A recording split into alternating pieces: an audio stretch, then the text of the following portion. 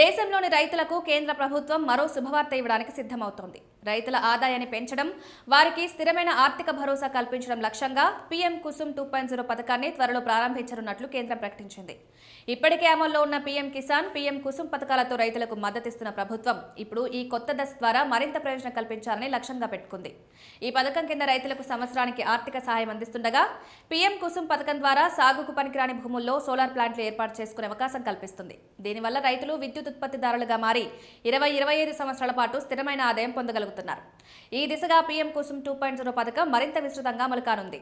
కేంద్రం హరిత ఇంధనాన్ని ప్రోత్సహించడంలో భాగంగా పీఎం సూర్యఘర్ ముఫ్త్ బిజ్లీ యోజనను కూడా ముందుకు తీసుకువెళ్తోంది. ఈ పథకం కింద దేశవ్యాప్తంగా 1 కోటి ఇళ్లకు ఉచిత సౌర విద్యుత్ అందించడం లక్ష్యంగా ఉంది.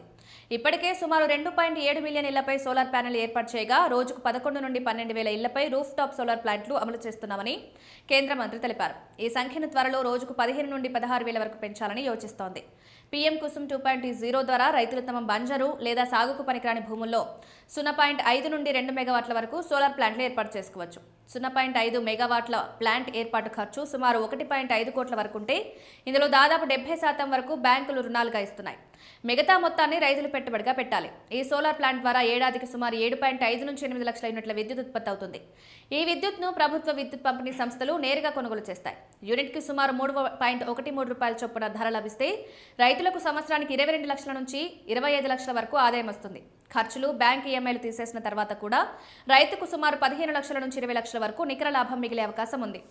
ఈ పథకంలో ఒక ముఖ్యమైన సౌకర్యం, ఒక రైతుకు పెట్టుబడి భారంగా అనిపిస్తే రైతులు గుంపులుగా లేదా సంఘాలుగా ఏర్పడి కూడా ఈ సోలార్ ప్లాంట్లను ఏర్పాటు చేసుకోవచ్చు. దీంతో చిన్న రైతులు కూడా ఈ పథకాన్ని సులభంగా వినియోగించుకోవచ్చు. మొత్తంగా చూస్తే పీఎం కుసుమ్ 2.0 రైతులకు ఒక గొప్ప అవకాశంగా మారనుంది. పంటలు పండించకుండా బీడుపడే భూములను ఆదాయ వనరుగా మార్చుకునే అవకాశం కలగడంతో పాటు రైతులు విద్యుత్ ఉత్పత్తిదారులుగా మారి దీర్ఘకాలిక స్థిర ఆదాయం పొందే అవకాశం ఉంటుంది. ఈ పథకం అమల్లోకి వస్తే రైతుల జీవనోపాధి మరింత మెరుగుపడే అవకాశం ఉందని భావిస్తున్నారు.